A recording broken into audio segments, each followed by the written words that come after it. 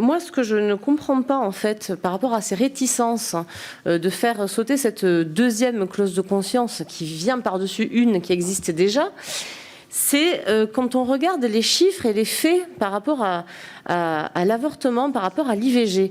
L'IVG, ça concerne globalement dans sa vie à peu près une femme sur 3. Qu'on le veuille ou non, qu'on le regrette ou non, c'est un fait qui est assez stable dans le temps. Une femme sur 3 au cours de sa vie va être confrontée à faire ce choix de l'IVG. Alors, qu'est-ce qu'on en tire comme conclusion? Moi, j'en tire comme conclusion que l'IVG fait partie de la santé sexuelle des femmes.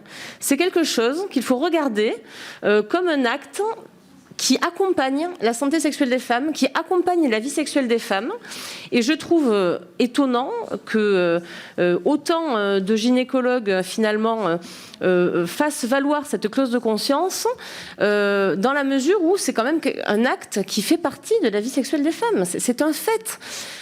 Et donc, à mon avis, quand on se demande pourquoi ces gynécologues font ce choix-là, et quelque part, moi je suis d'accord avec Madame de Vaucouleurs, le soin, ça doit être un acte de conviction, mais je crois que c'est justement en enlevant ce type de clause et en gardant bien sûr la première clause qui leur permet de continuer à ne pas faire ces actes s'ils ne souhaitent pas les faire, c'est justement, ça permet de changer la conviction, je pense, parce que c'est une question de culture.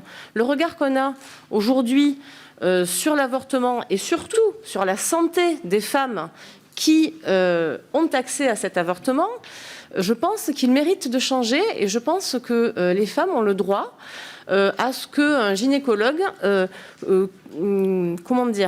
considère cette demande comme une demande faisant partie de leur parcours de vie, parce que, encore une fois, il s'agit quand même d'un acte qui concerne une femme sur 3 au cours de sa vie. Ça fait partie de la vie sexuelle des femmes.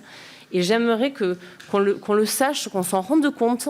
Et je pense qu'à ce titre, il est temps d'évoluer un peu par rapport à la culture. Effectivement, cette deuxième clause, c'est quelque chose qui a été mis en place en 1970.